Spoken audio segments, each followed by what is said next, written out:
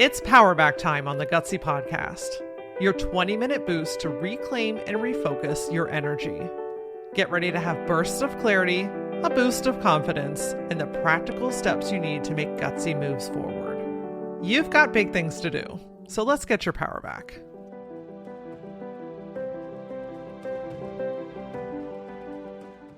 I know you want to have all of the answers right now. You want a perfectly curated plan. You want to know the timeline. You want to know how everything is going to happen.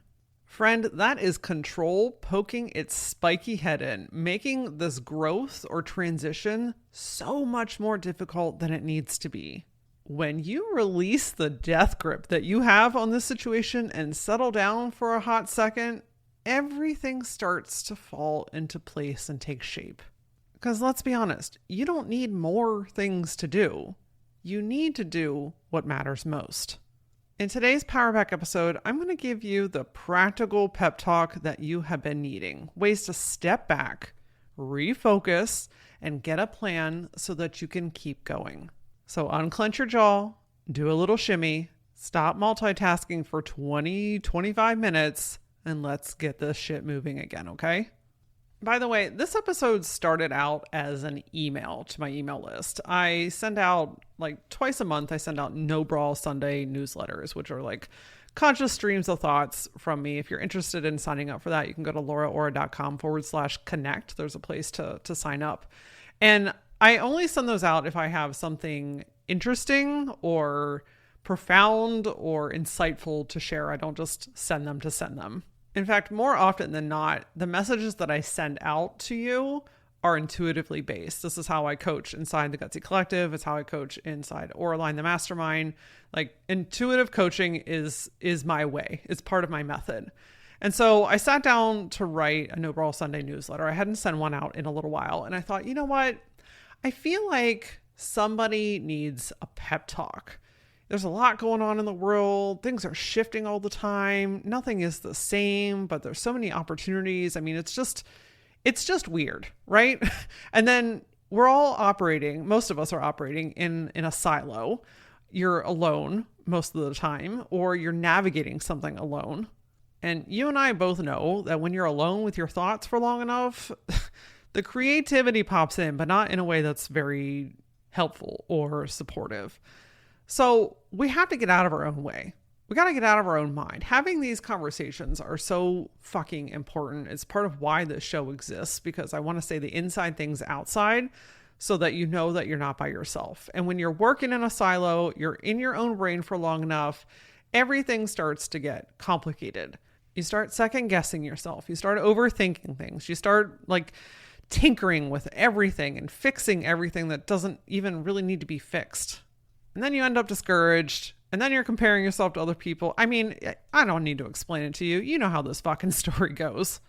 This is the type of energy that I was picking up on when I sat down to write this newsletter. So I was like, you know what? My spidey senses are telling me that my friends need a pep talk. And the response proved that to be true. I got more responses, more opens, more engagement on this newsletter that I've gotten in a long ass time. And so based off of that response, I thought, okay, if my friends on the newsletter need me, then my friends on the podcast, which you might be one of the same, you need to hear this message too. So today, this is a practical pep talk. You know that I'm not just here to blow smoke up your ass. I'm not just here for glitters and unicorns and everything's fine and dandy. I'm here for the real shit. I want to help you get out of this rut. I want to help you move forward. I want to help you get locked back in, as the teens say these days. And I want to help you do it in a practical way. So today we're just kind of taking a step back. Okay. We're going to refocus on some things. There's three kind of core bits that I want you to really hone in on, or maybe you even just choose one of these and go all in. I don't care if you do 1, 2, 3, if you make up your own, I don't care. My goal here is to help you get out of your head today, to help you get refocused and then get some sort of simplified plan to keep going. Because when you're in these ruts, when you're in the space of, I don't know, and I'm comparing, and is this ever going to work? And who am I to even try? I know the space all too well. So hopefully this today is going to be the lovingly blunt, swift kick in the ass that you need, with, of course, the practical tools to know what to do with it. So I first want to say that, friend, you're exactly where you're supposed to be. I know it might be tough. It might be scary. Things might not be working out the way that you want them to. Hell, you might even feel a little bit like you might shit your pants. Okay? I know that this is uncomfortable. You are in transition. You are in growth. You are doing things that you've never done before. Of course, it's going to be uncomfortable. Remember that discomfort doesn't mean that it's wrong. It means that it's new. And I want you to know that you don't need to have all of the answers right now. You don't have to have that perfectly curated plan. You don't have to know the timeline. You don't have to have all the details to be able to take your one next step. I know that you would prefer to have all that stuff in place because it feels safer, but friend, where you're going, you've got to build a new tolerance for new things. Remember, this is not wrong. It is not saying no. It's just saying, hey, this is new. Hey, I'm uncomfortable. Hey, I'm stretching myself in new ways. But when you're trying to control everything, you are stifling your creativity. You are stopping your momentum. You throw yourself in a space that is so challenging to sit in and be with. And that's because you've got your head down in the sand. You are knee deep in all this stuff. You are like so deep in it that you can't even see which end is up. And then you're thinking about your to-do list and it's growing and things aren't working, but you've got this idea, or it is working and you're feeling drowned by it. Holy banana pancakes, okay? Let's just stop a second. Let's just acknowledge what's happening. Like, pull yourself out of it for a second here with me today. Look at how deep you have gotten into this situation. I get it. It's nothing you did wrong. You're not messing anything up. So let's just cut that shit before we even get started. You're going through the motions, you're learning new things, and you're building something. Remember that. You are building something. Great things don't happen overnight. This growth or transition that you're in, this is for the next great level of your life. The next level of freedom, of creativity, of flexibility, of financial abundance and security, happiness, joy. I mean, like living. What you're doing right now is getting you to the place where you truly feel like yourself and you feel alive. So let's first just acknowledge that that shit doesn't happen overnight. And let's acknowledge that you're doing it. You're doing the work. I know it might not feel like it's working at the speed in which you would like it to be, but you're here. You are doing it, my friend. And there's something pretty magical to say about that. A lot of people talk about shit for a long time and never do anything. But here you are, knee deep in it. So much that you saw this episode and thought, yep, I need help. And kudos for you for hitting play. In this time and space right now, you don't need another thing to do. You don't need something to add to your list, another tool or technique. You actually really need to focus on what matters most. Making the right next move, giving your mind or your body the break that it needs. And how do you identify that? I mean, to each their own. But I found that there are 3 kind of core phrases or things to really sink your teeth into that can help you take that step back, get refocused, and get a plan to move forward. So these are the 3 that I was talking about. You can do 1, you can do 2, you can do all 3. You can make up your own. I don't care. But I want you to really hone in on something because the way that you're going is not sustainable. So let's change that, okay? The first thing that I want you to really consider, okay, like really consider, is that when you release control, you actually gain power. Let me say that again. When you release control, you gain power.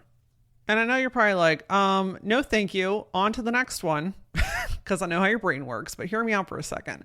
Look, I'm not asking you to stop everything, okay? I'm not asking you to go rogue or just have spaghetti arms or just start like doing random shit all the time. I'm not even asking you to give your control over to somebody else. What I'm asking you to do is to hold in the discomfort instead of doing more. See, when you're in a space of control, you are in a space of doing. I mean, have you ever tried to control something, or ended up controlling something, should I say, and not been doing something? You don't just like mentally control something. There's a physical act that supports it. Let me give you an example, okay? Let's say that you are trying to control the timeline in which you're able to achieve a certain goal. Now, there's a really big energetic difference between having a goal time frame, something to work with, kind of setting up some healthy boundaries, versus trying to force things to happen within a certain time frame. Look, if we don't have any kind of benchmark, I mean, I don't know about you, but if I don't have some sort of timeline for things, I mean, that shit could go on for years. That's not what I'm talking about. What I'm talking about is, I want this done now. I need to have this done now. I want this to happen faster, quicker, easier. So you go in this hyper mode of hurrying things along, doing more work, burning yourself out, making shit happen, but from an energy of scarcity. Like, if I don't do this, everything is going to fall apart. You see what I'm saying here? Like, it's a totally different vibe. And when you get uncomfortable, when you feel like you're getting backed into a corner, when something doesn't feel like it's going your way, or it's not happening in the time frame in which you would like it to happen, you get uncomfortable. And what do you want to do when you're uncomfortable? Fucking fix the discomfort. And how do you do that? You do more stuff. You hurry it along. And I bet you, you have been in at least one situation in your world where you have done that and made a way bigger mess that you had to go back and clean up. Let me give you an example of holding in the discomfort, okay? I send out contracts all the time when people sign up for Aura Line Mastermind, for one-on-one coaching, when someone hires me to speak at an event or in their organization.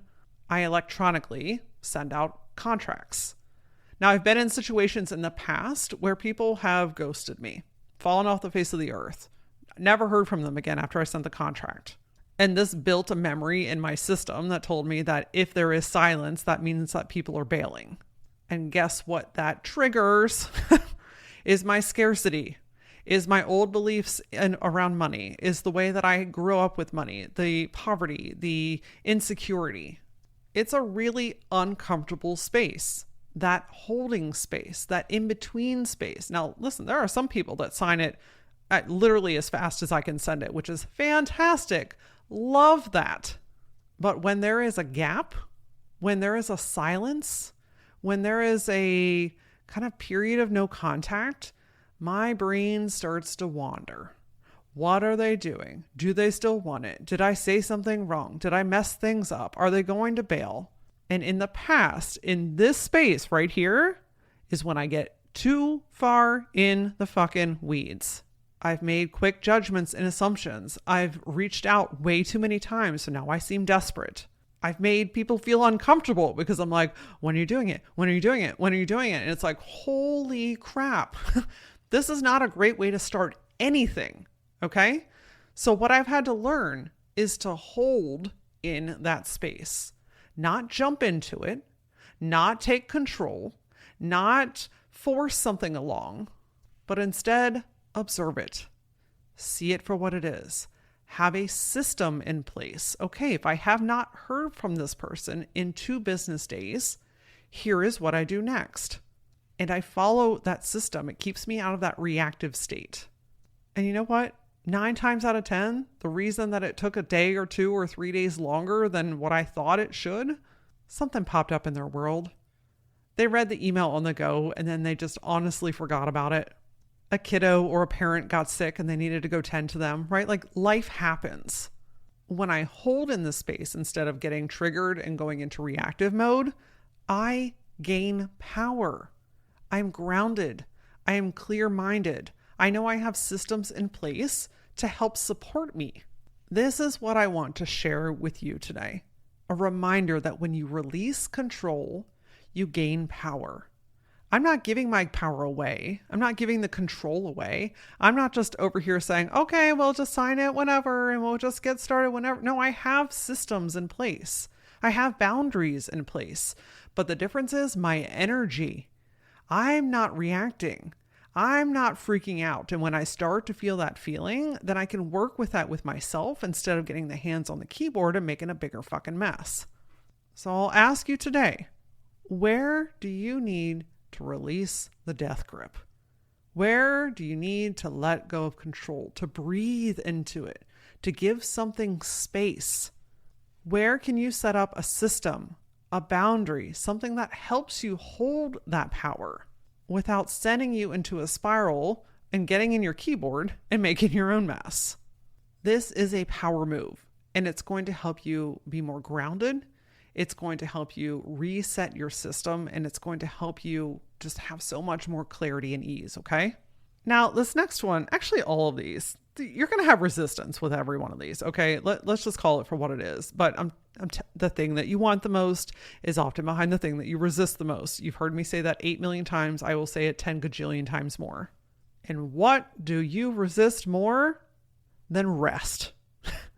Disconnecting, not doing, not pushing yourself, okay? The trick here, the key here, the phrase I want you to write on your face: when you rest, you receive. I'll say it again.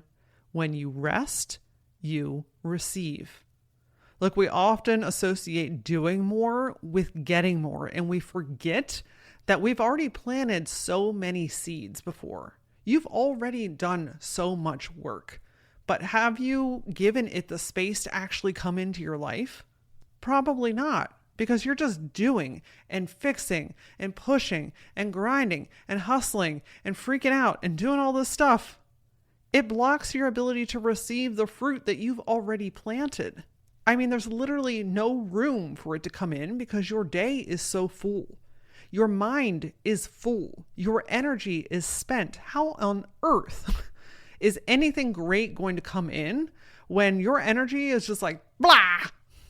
Think about this for a second. If you had a bucket of water and it is full of all the things that you have done leading up to this moment.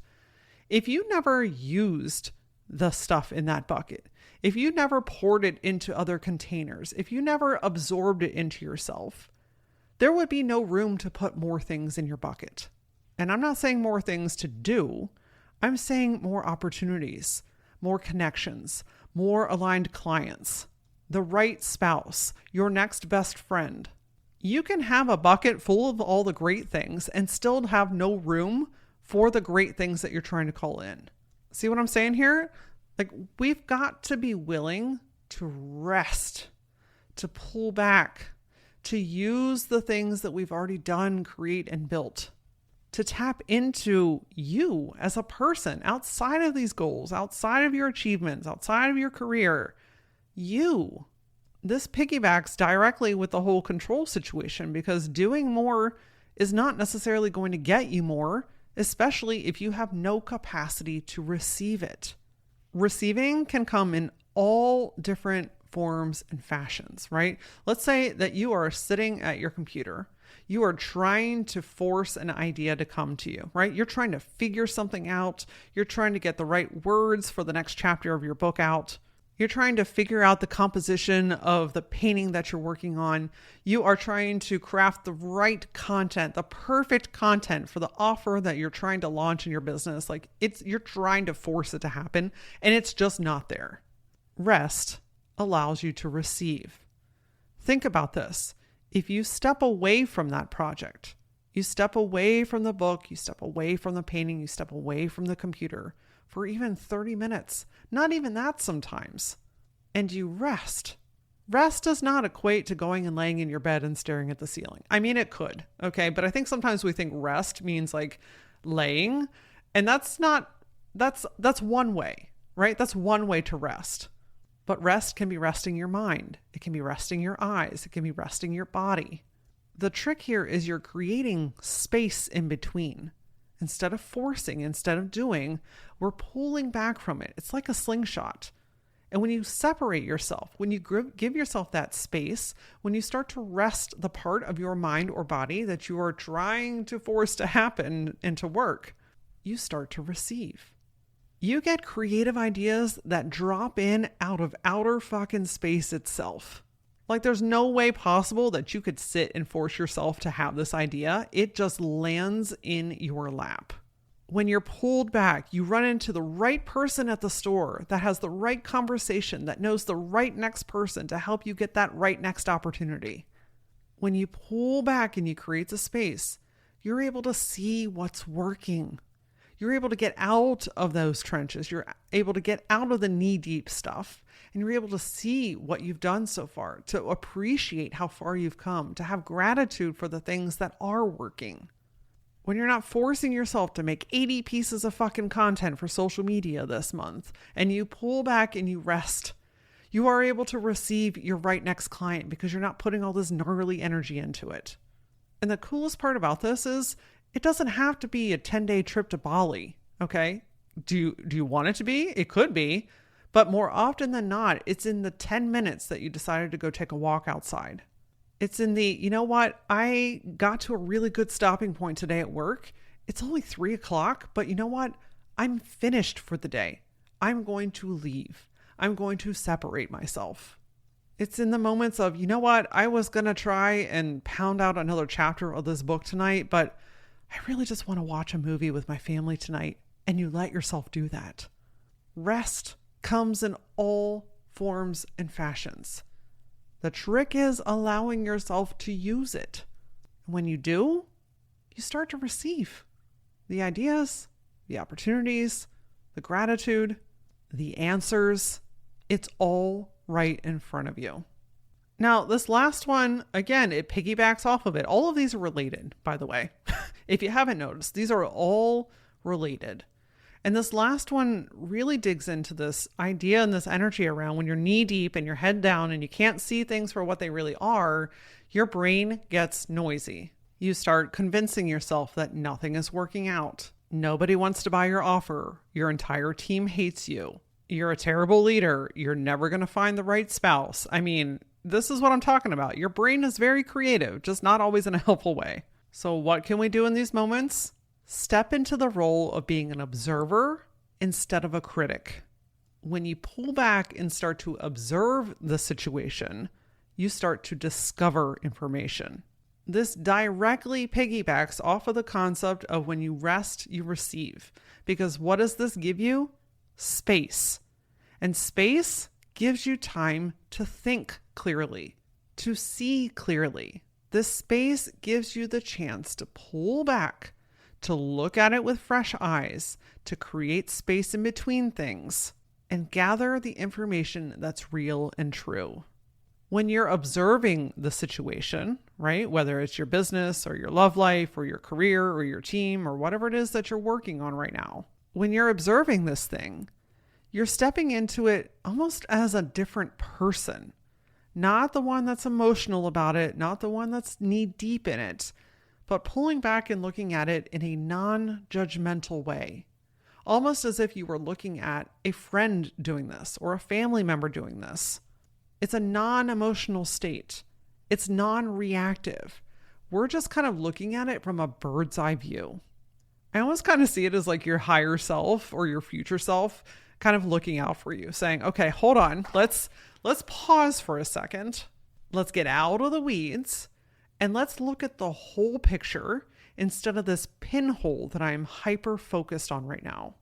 Let me give you an example. I just did this, honestly, the other day. I was just getting up in my head about booking paid speaking gigs, it's just a whole process of its own.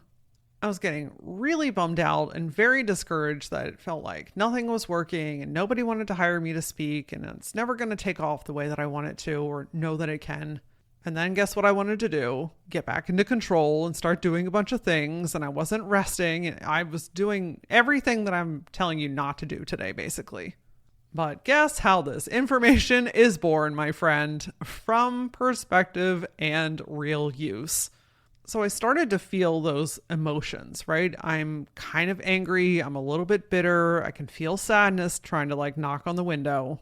I feel myself getting anxious. I'm starting to do more things. I'm starting to get discouraged. I'm starting to retreat from it, not rest from it, but like crossing my arms and being like, I'm not going to do this. Kind of like a toddler throwing a temper tantrum. And when I'm feeling like that, I know that that's my body's way of saying, hey, I need your attention. I need your help and support right now. I need you to not feed this monster. I need you to like pet its head and tell it it's going to be okay. So I've built the awareness to recognize the signs. And this is such a huge part. You personally have to build the awareness of what your bodily cues are. Do you get tightness in your chest? Do you start getting anxious? Do you start doing 8,000 things at one time? Do you start talking 5 million words a minute? Right? Like start to notice what your bodily cues are. Because that's going to be the pinnacle of what helps you say, whoop, okay, we need to pull back. We need to come up out of the trenches. We need to get back into the top of the tree like the bird so we can see everything for what it is. Not what my brain and my heart is trying to make me believe that it is. So I pull up. I'm like, oh, okay, hold on. Laura's getting a little funky here. Let me get up and observe the whole situation. Let me look at facts. Let me look at real-time stuff. So I pulled up my spreadsheet of who has booked me since I went all in on speaking, right? 18 months ago. And I looked at my numbers from last year and I'm like, holy shit, I got paid to use my voice last year. Like this actually started to work. And then I looked at the numbers for this year and I'm like, oh, I have been booked to speak. Oh, I have been paid to speak. And then I went into my project management system to look at what's kind of in the pipeline. What might be working here that I have forgotten about. And I look at it and I'm like, wow, there are 3 opportunities that have like a really solid chance of turning into a booked paid speaking arrangement. So is it true that none of this is working? Is it true that nobody wants to hire me to speak? No. In fact, I have proof of concept of the complete opposite. The problem, the linchpin, the little fuck ass, you guessed it, my need to control the timeline. It's not happening as fast as I would like it to, and therefore everything is falling apart. This is why stepping into the role of the observer is so important, because otherwise I am the critic. I become my own worst enemy. I come up with all the reasons to support the bad feeling that I have. But as the observer, I can look at facts. I can create space. I can see things for what they are, not for what I feel that they are. I'm not emotional about this anymore. I'm looking at black and white information. That gives you power back, friend. Information is power. And when you are observing, you are discovering. What are you discovering? You're discovering what's working, what's not working. You discover where you need to focus. You figure out what your one next step is. You receive your brilliant next idea. You get to look at the facts non-objectively, get a freaking snack, hydrate yourself, and then come back into it with a level-headed mind. This is where the plan comes into place. Because when I did this, by the way, this was not like an all-day excursion. Sometimes it does need to be. Okay, sometimes these things do take a day or a couple of days, or sometimes I need to like really pull back for a week or more. But when I come back into it, when you step back into it, friend, you've got clarity that is laser sharp. You are now responding instead of reacting.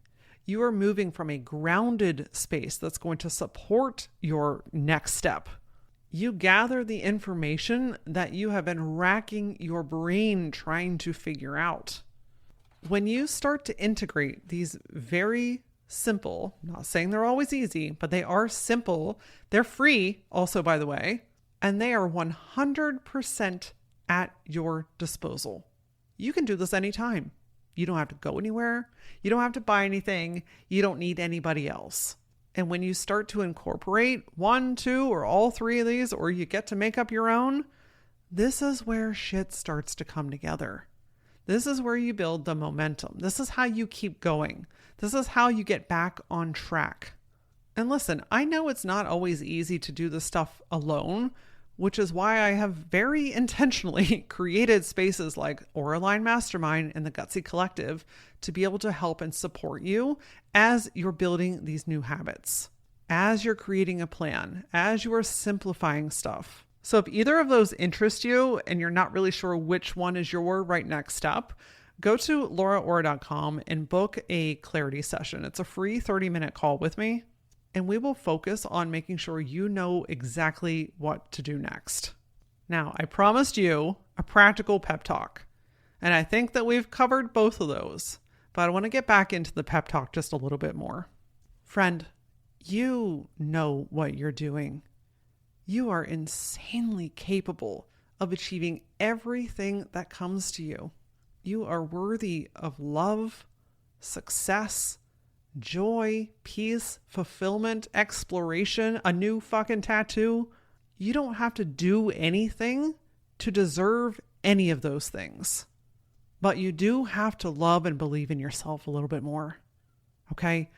You've got to be willing to step back, to let go of control so that you can gain your power back, to rest so that you can receive, to observe so that you can discover the information that you need. You are helping yourself achieve things when you do this stuff.